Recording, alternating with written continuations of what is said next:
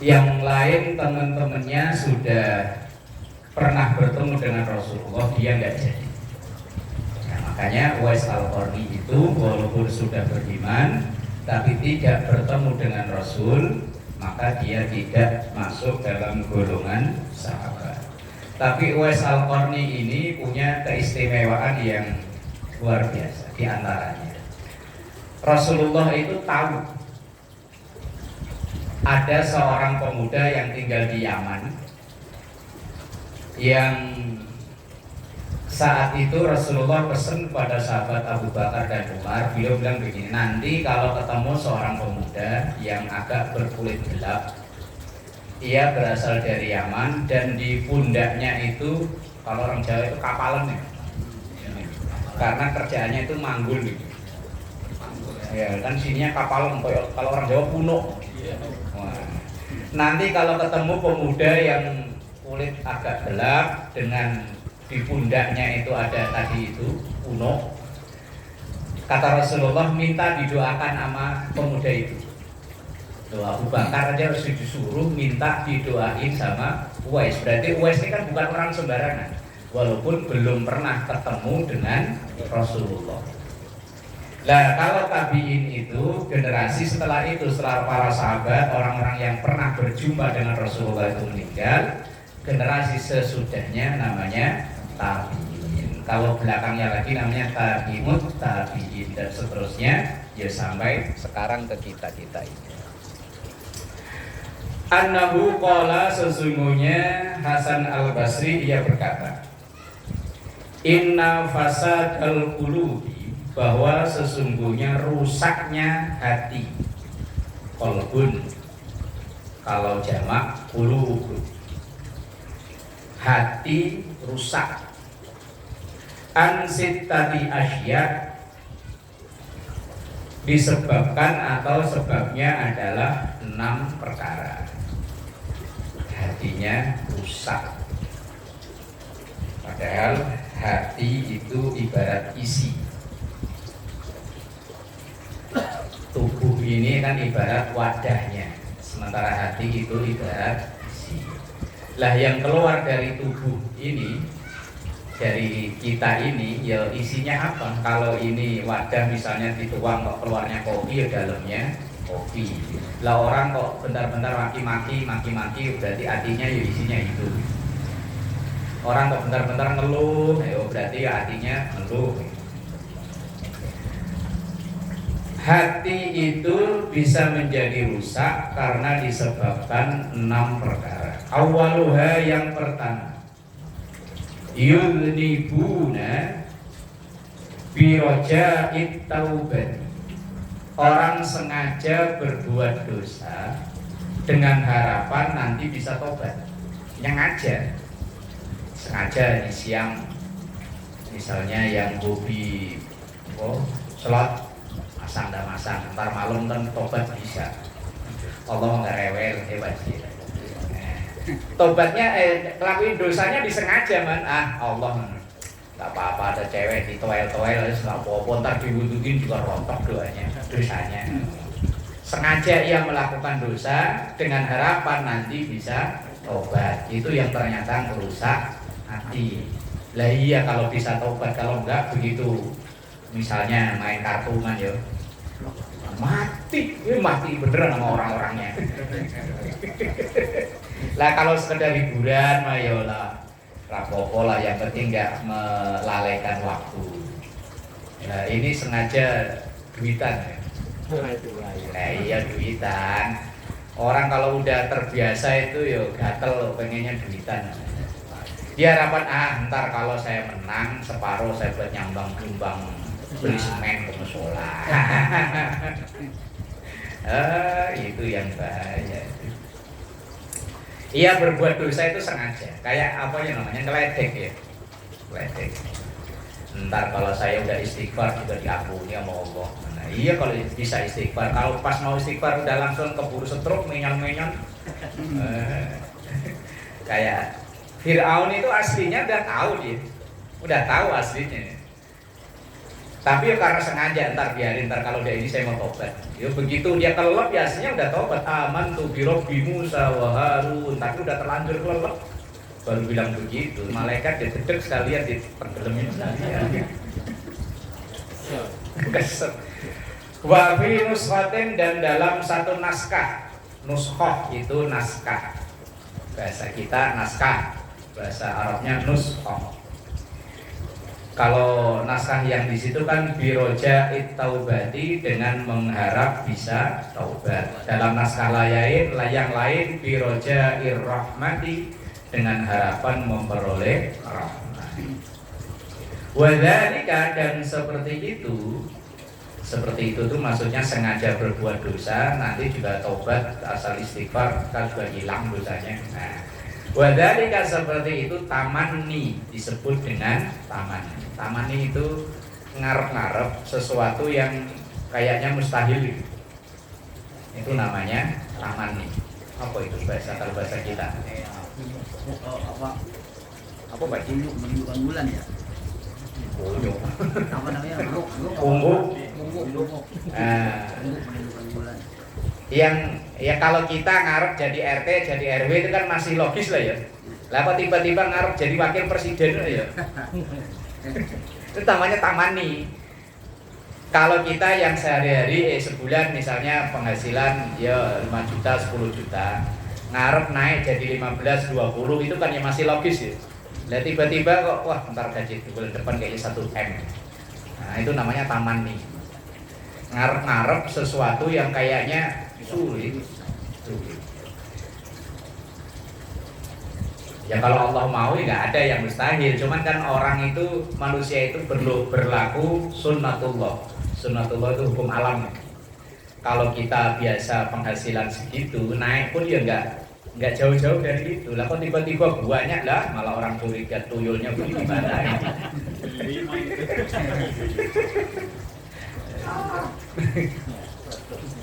Itu tamani itu begitu. Tamani itu mengharap sesuatu yang sulit tercapai, itu tamani. Itu yang pertama, yang merusak hati itu sengaja berbuat dosa dengan harapan nanti bisa taubat. Yang kedua, wa ya'lamuna al-ilma wa la ya'malun. Wa ya'lamuna, dan ia mengetahui al-ilmu, ilmu. Tapi wala ya'malun, dia tidak mengamalkan ilmunya. Kalau dulu ada pepatah kok hadis belum tahu deh. Al ilmu bila amalin kasyajari bila sabar. Ilmu yang tidak diamalkan itu ibarat pohon yang tidak ada buahnya. Ya tapi masih manfaat lah, buat adem-ademan nih, mangga itu. Salah ngomong masalahnya. Ngomongnya adem-ademan, bener adem-ademan. Makanya dulu orang tua ngomong hati-hati kalau ngomong, ntar ada malaikat lewat dicatat. Ternyata bener. Ada tukang mangga yang aki-aki dulu sering sholat zuhur di musola ya. Mang, beli mangganya, mayak mang buat adem-adem.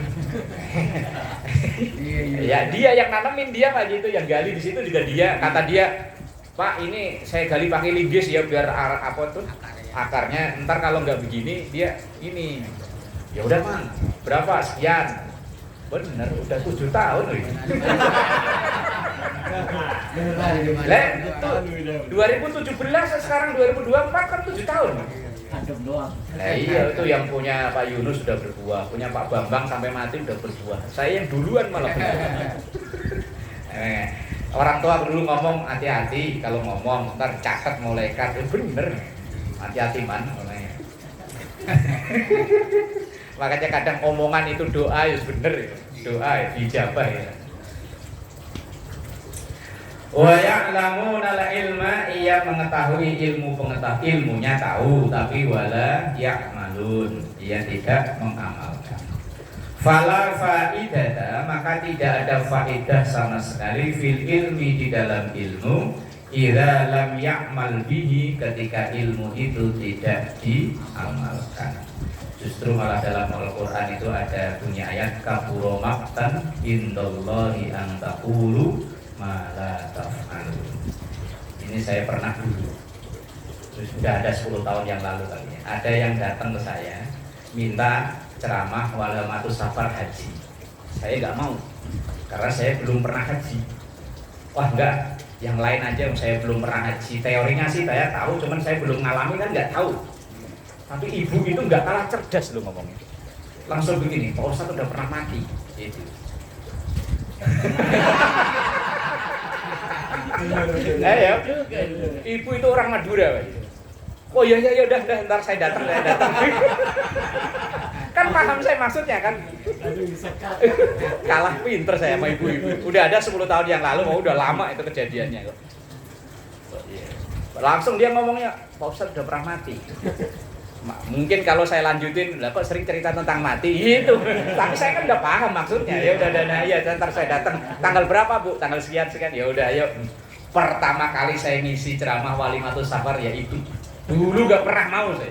Enggak, saya belum pernah haji suruh ceramah haji. Enggak. Gara-gara ibu tadi itu disekak habis deh.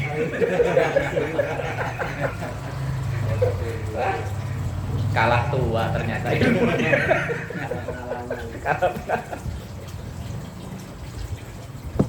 Udah ada 10 tahun ya. Saya ingat saya tuh apa masih bayi. Habis saya langsung kan. Yes.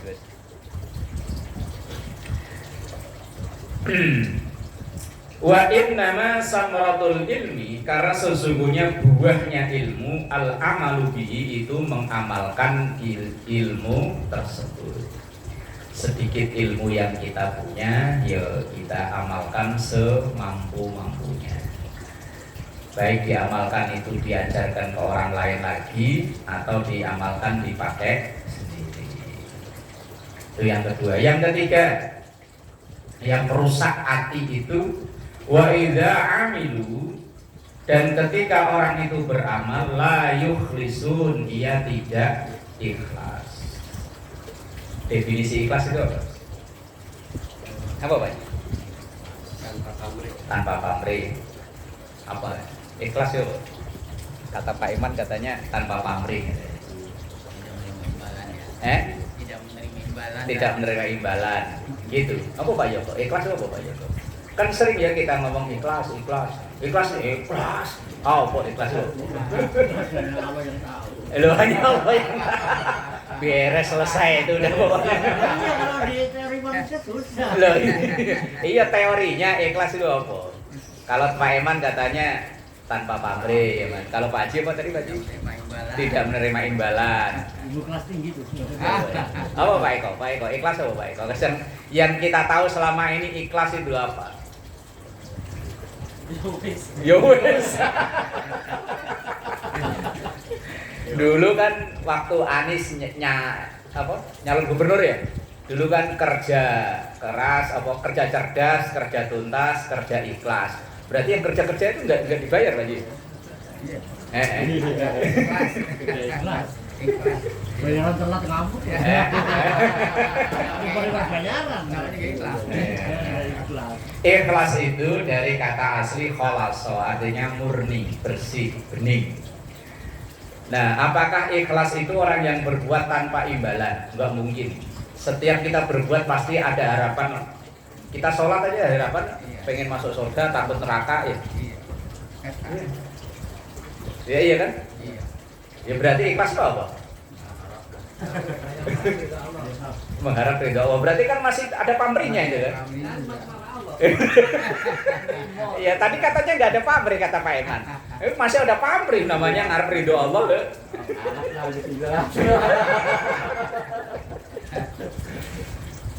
Ikhlas itu bukan berarti orang yang tidak ngarep balasan apa-apa.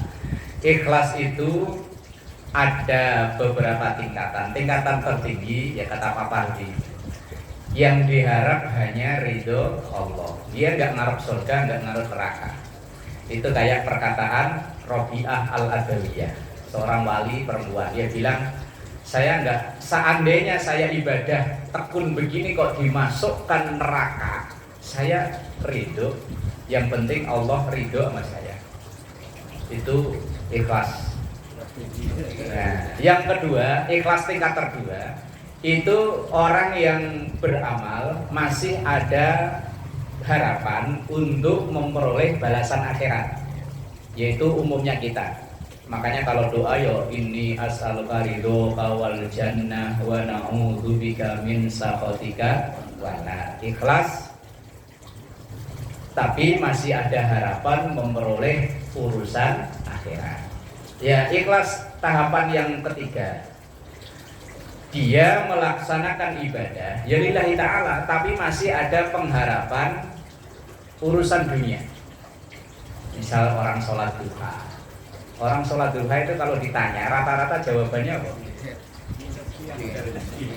Apakah itu enggak ikhlas? Ya rata-rata orang kalau sholat duha, kalau ditanya rajin amal mas sholat duha mas, jawaban rata-rata ya urusan rezeki ya. Orang ngamalin waqiah itu rata-rata ya urusan rezeki. Terus misalnya habis sholat Jumat kita baca ya Goni, ya Hamid, ya Mukti, ya Mu'id dan seterusnya, itu rata-rata harapannya ya urusan rezeki. Mungkin kita punya amalan-amalan tertentu, harapannya mungkin supaya punya anak soleh, kan masih ada hubungannya dengan dunia, yaitu ikhlas, masih dalam kategori ikhlas, tapi ikhlas yang udah level bawah. Setelah itu ya udah gak ada lagi udah. Nah jadi ikhlas itu ada titik akhir yang dituju, yaitu Allah. Itu ikhlas. Nanti masalah ada embel-embel pengen urusan akhirat, itu ikhlas level 2. Bawahnya lagi. Lah ikhlas bawahnya lagi yang masih ada embel-embel urusan dunia. Tapi tujuan intinya tetap Allah. Lah kalau udah tujuannya bukan Allah, lah itu baru bukan ikhlas. Jadi ikhlas itu bukan berarti nggak boleh dapat apa-apa, enggak. Lah orang kita bekerja ikhlas saya kerja, tapi masih ngarep dapat gajian.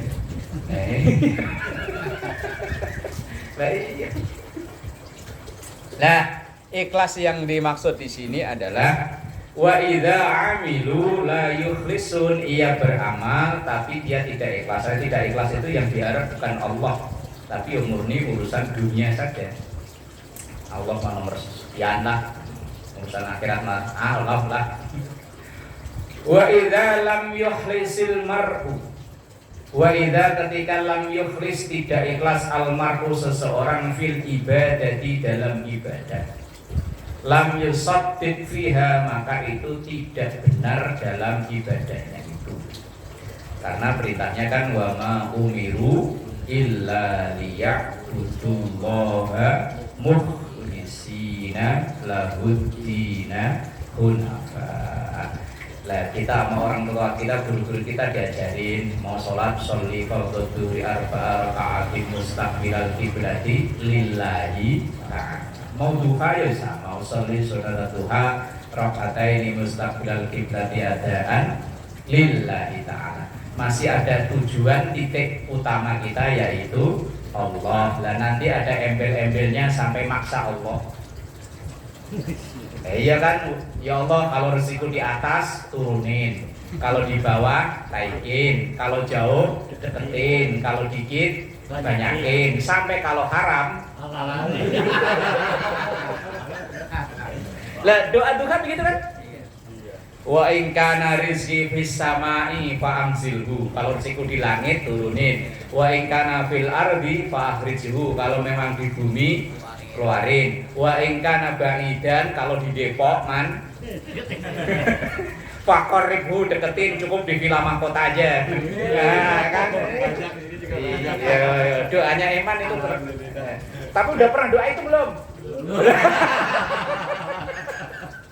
Belum, doa aja udah dikasih Pak Haji. Kalau nggak syukur kan kebangetan itu. Nah iya.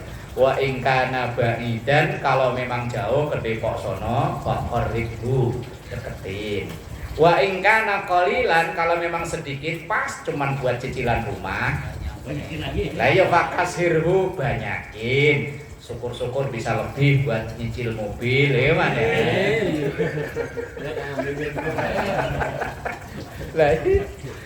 Lah yang repot yang terakhir ini wa in kana haraman fatahhirhu, kalau memang haram ya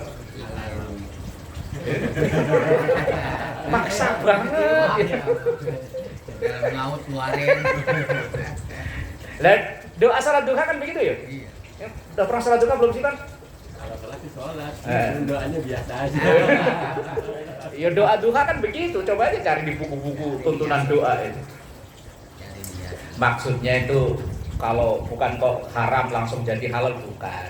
Kalau memang hari itu kita dapat rezeki kok jalannya lewat yang haram, jalannya loh, bukan kok rezekinya yang haram, jalannya lewat haram, hindarin. Artinya hindari itu alihkan ke yang halal. Aturan hari itu mau nipu konsumen man, Ya. triplek belah-belah potong-potong ditempel-tempel kan. Bilang kayak gitu. Saya emang nggak pernah begitu. Kalau kepepet. Belum kan selama ini memang masih jadi kuli, kalau jadi pengusaha lain urusannya. Pengalaman. Mentalnya udah curang. Iya. Lah kalau jadi karyawan mah Lurus. lurus lempeng rata-rata. Kalau jadi di pengusaha itu lain urusannya kan. Mainnya udah banyak. Wa in kana qalilan wa in kana haroman ya kayak tadi besi timbangannya khusus jual khusus beli.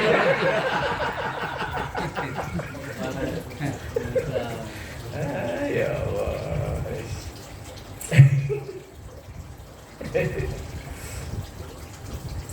Fasidqu, kebenaran itu aslun, asalnya, pokok. Kalau ibarat pohon itu ini loh, potong batangnya. Wal ikhlasu, dan ikhlas itu far'un, rantingnya, cabangnya.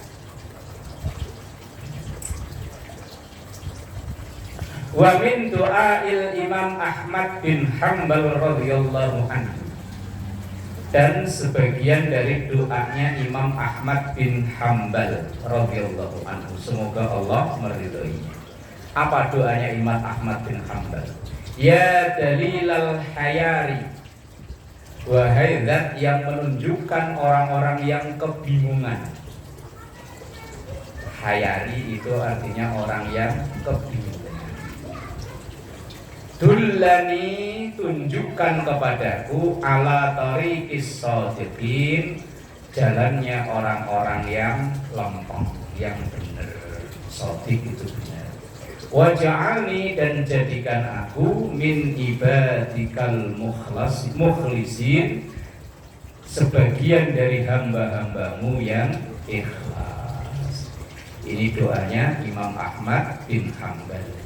Ya dalilal hayari, dullani ala tariqis shadiqin, waj'alni min ibadikal mukhlisin. Yang keempat ya.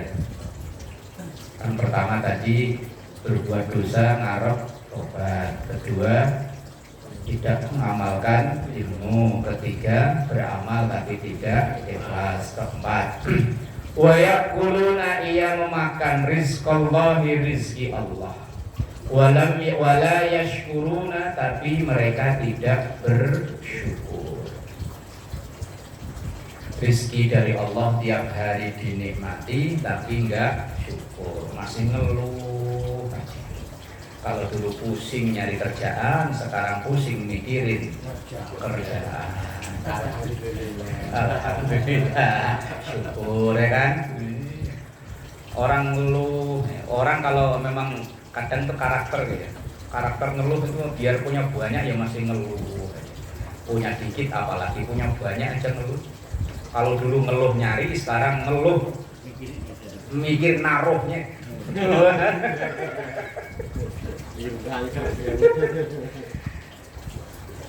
Padahal orang paling enak itu kan orang yang syukur ya, paling enak ya. Dikasih oleh Allah badan tinggi, alhamdulillah. Kalau masang lampu nggak perlu pak nyari tangga ya. Dikasih badan pendek, alhamdulillah. Kalau ngepel nggak usah nunduk.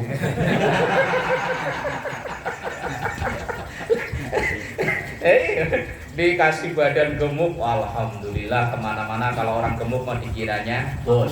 Makmur. Makmur lah pokoknya. Pantasnya kan bos itu gemuk. dikasih badan kurus, alhamdulillah. Kalau bikin seragam orang lain 3 meter, saya 1,5 meter juga cukup. Buat amal. Orang paling susah itu kan orang yang nggak syukur itu, yang apa? Gersulo kalau orang Jawa bilang. Kalau orang Betawi apa Pak Ji? Amal gersulah. Gersulo juga. Kasih badan tinggi, badan kok setinggi ini. Kasih badan gemuk, badan kok segini. Akhirnya pusing nyari kuat langsing, malah mencret.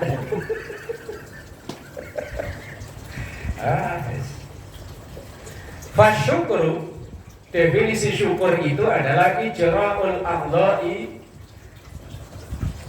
memanfaatkan anggota tubuh fi mardhatillahi ta'ala untuk menggapai ridho Allah ta'ala. Wa ijra'ul amwal, dan memanfaatkan harta benda fiha, di dalam mencari ridho Allah. Itu yang disebut dengan syukur. Kita memanfaatkan badan, kalau jamnya kerja ya kerja, jamnya sholat, jamnya ngaji, jamnya tidur ya tidur, itu termasuk bagian dari syukur. Syukur itu bukan alhamdulillah, itu syukur, cuman itu syukur yang tingkatan level paling mudah. Syukur itu kalau dalam hikam kan ada 3 level. Level pertama yaitu dengan ucapan alhamdulillah. Level yang kedua dengan perbuatan itu.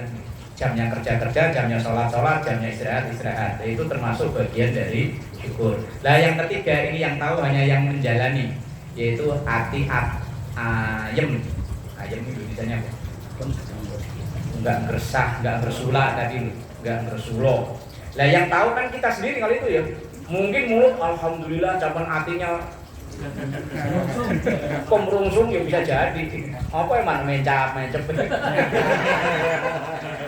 Lah yang ketiga itu tingkatan tertinggi, yang tahu diri kita masing-masing. Orang lain kan gampang kita bohongi. Gimana kerjaan? Alhamdulillah. Padahal dalam hati gimana? Biasanya dapat segini. Tapi dalam hati ya, mungkin mulutnya alhamdulillah. Nah, itu syukur. Kalau dalam kitab hikam itu begitu, ada 3 kategori. Lah definisi syukur itu memanfaatkan anggota tubuh, ijra'ul a'dha' fi mardhatillahi ta'ala, dalam menggapai ridho Allah, wa ijra'ul amwal, dan memakai harta benda untuk menggali ridho Allah.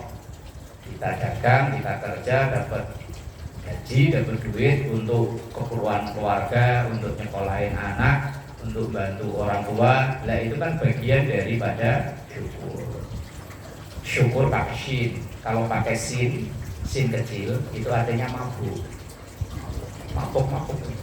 Makanya kalau ada orang syukuran kok mabuk, itu berarti nggak pakai shin besar. Itu kan tulisannya pakai shin besar kan, syukur. Kalau pakai shin kecil artinya mendem, mabuk. Makanya kalau ada orang misalnya acara syukuran, nggak kok mabuk, berarti shin pakai shin kecil. Nggak, kalau ditulis Indonesia nggak pakai y. Kalau shin kan pakai sy kan, syukur.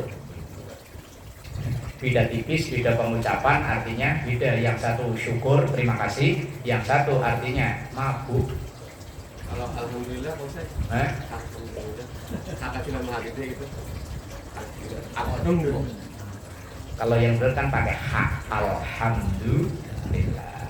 Lah, tapi kalau dia nggak bisa karena mungkin terbawa logat daerahnya, Iya. ya kayak emak saya, bapak saya itu kalau alhamdulillah nggak bisa, bisanya alhamdulillah. Ya kalau memang udah bawaan susah dirubah. Asal dia nggak menyengaja dengan merubah arti ya nggak masalah. Tapi kalau dia sengaja dia bisa, ya bisa mengucapkan yang benar terus kemudian ada niat merubah arti, lah itu yang nggak boleh. Kalau dia tidak bisa, memang logat lisannya begitu. Nah, misalnya kayak tadi itu. Apalagi orang-orang tua zaman dulu, bismillahirrahmanirrahim, mengucapnya semelairrahmanirrahim.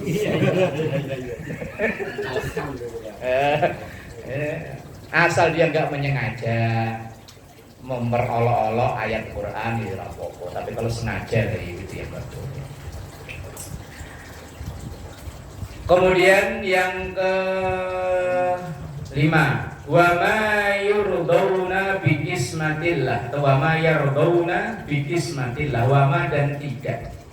Yardawna ia ridho, rela, Bahasa Arabnya ridho, bahasa kitanya rela. Bikismatillah dengan kalau orang Jawa pandum. Pandum, kalau orang Indonesia apa?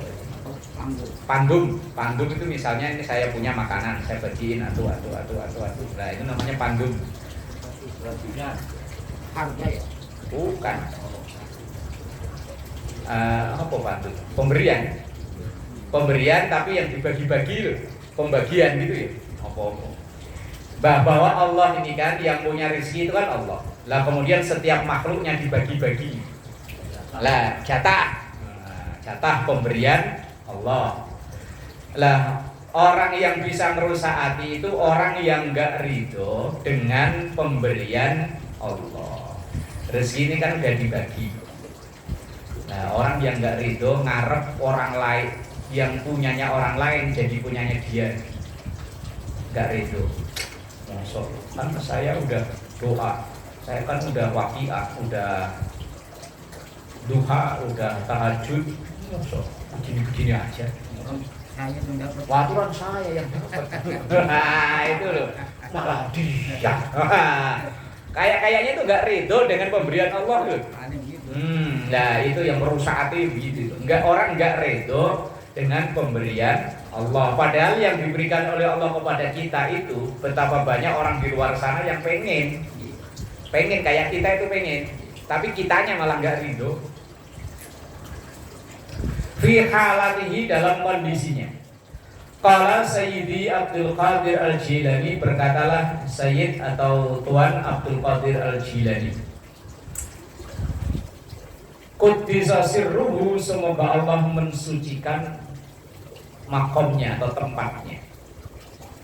Apa makalah atau ucapan atau nasihat dari Syekh Abdul Qadir Al-Jilani?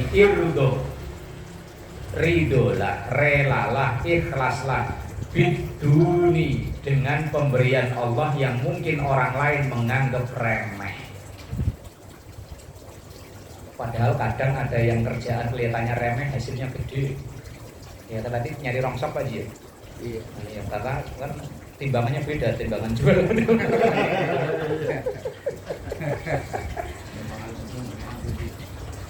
Saya dulu waktu kecil itu punya teman, bapaknya merantau ke Jakarta. Ya saya nggak tahu bapak ini kerjanya apa ya. Indomie, sarimi itu zaman dulu kan barang mewah. Wong saya ngerasain makan sarimi itu kalau sakit, sakit itu baru dimasakin sarimi satu airnya segentong. Bersusah. Itu pun nunggu kalau sakit. Lah itu temennya bapak saya, bapaknya teman saya itu kalau pulang dari Jakarta, itu teman-temannya sekolah dibagiin itu sarimi, kalau dulu yang ada gambarnya kumis baplang. Sarimi. Itu batin saya itu bapaknya kaya raya ya. Banyak duit. Begitu saya ke Jakarta, tahu kerjanya remeh kayaknya. Jualan yang pakai keliling yang agar-agar kecil itu. Iya. Ya Allah, kelihatannya remeh banget ya. Tapi ternyata itu setiap pulang bisa bagi-bagi ke tetangga. Sarimi kan barang mewah dulu kan. Terus bentar-bentar rumahnya dibangun, beli sawah, beli ini. Ya. Begitu tahu ya, kelihatannya remeh kan. Dipikul yang apa sih namanya itu jualan namanya? Ager ya.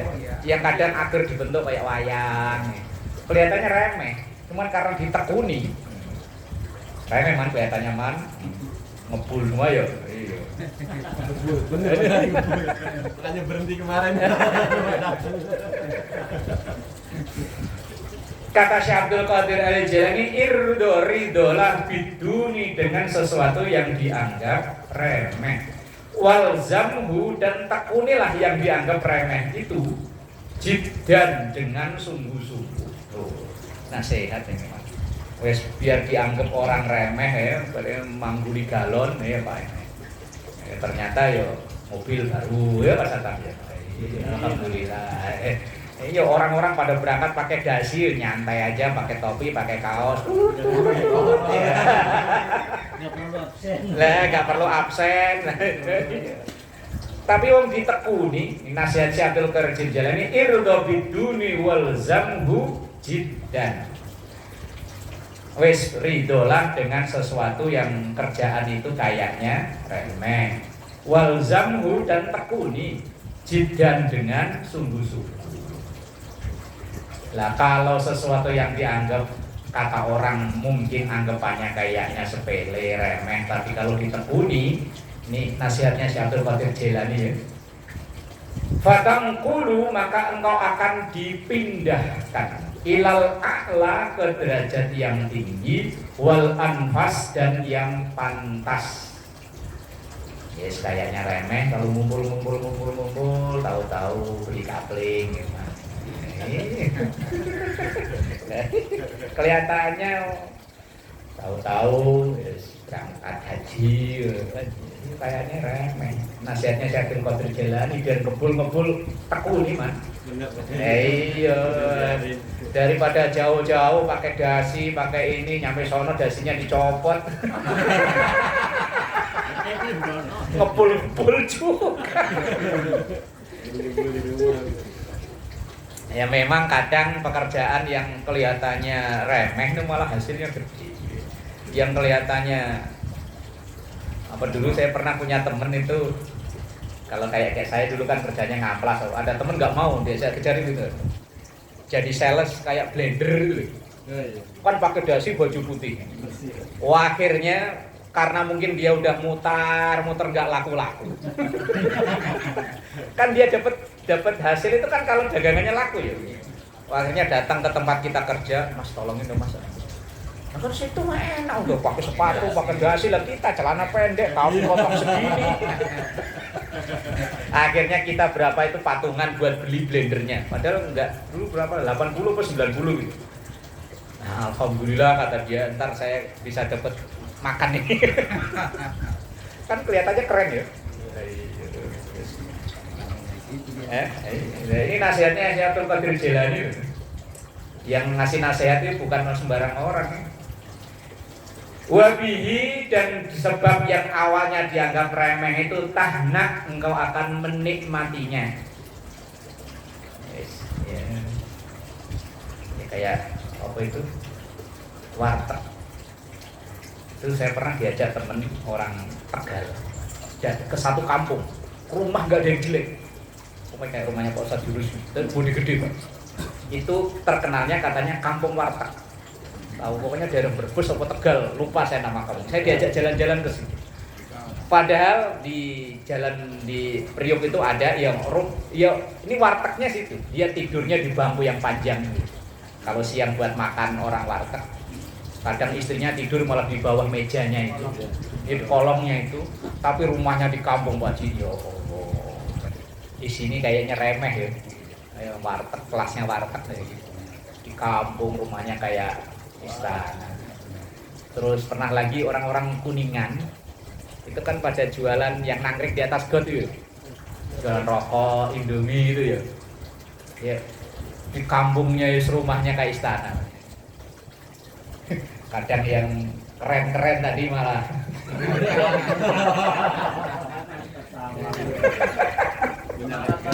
aduh, menang gaya doang. Nasihatnya Syekh Abdul Qadir Jailani kan bener, wabi tahna, engkau dengan itu akan memperoleh kenyamanan. Di sana ada San. Saya ada. Ya, itu belum tahu ya profesi dia kayak apa ya. Pakai tas yang kayunya dulu mulai licin San. Koper-koper. Iya, keren lah, kacamata, jas dasi. Begitu sampai negara ngelar obat. ada yang tahu Kira kacamata Bang. Dari rumah mah keren. Ini bos kali, ya kan? Orang udah pada nanti kalau ini pengen masuk kerja sama dia jadi. Iya, ya. Masa ujian negara ngelar obat.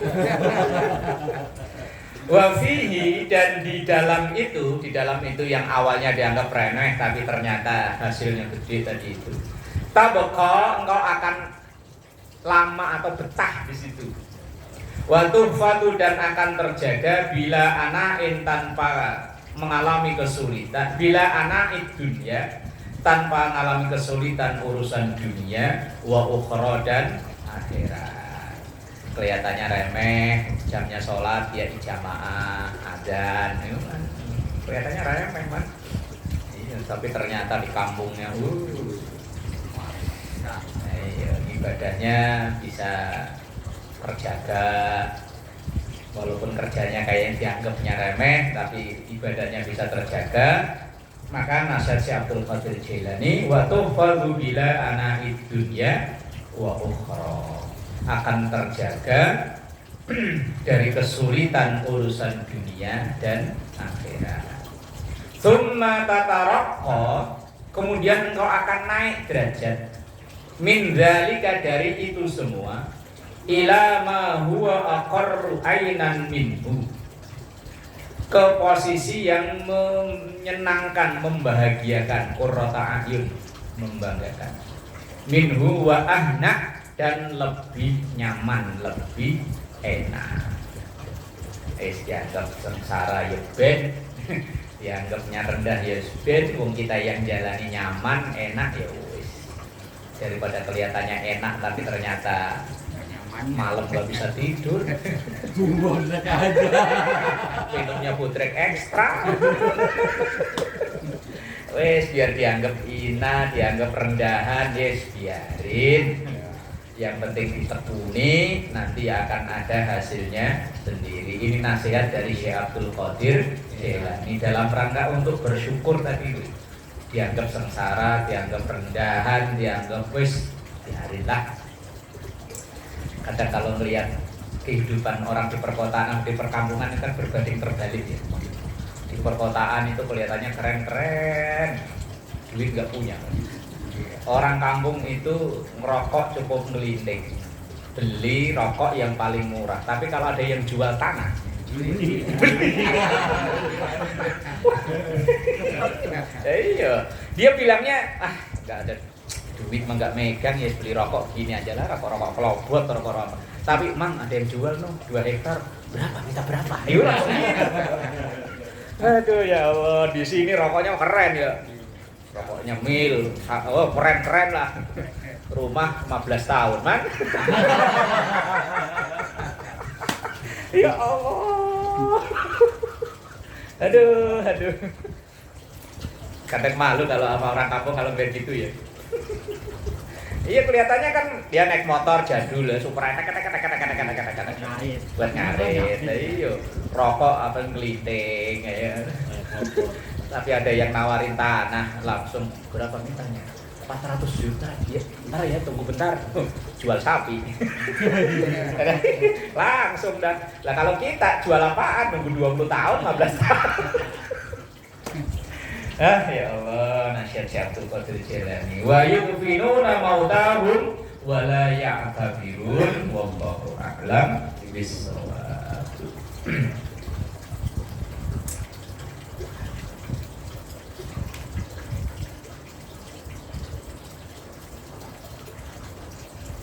Alhamdulillah.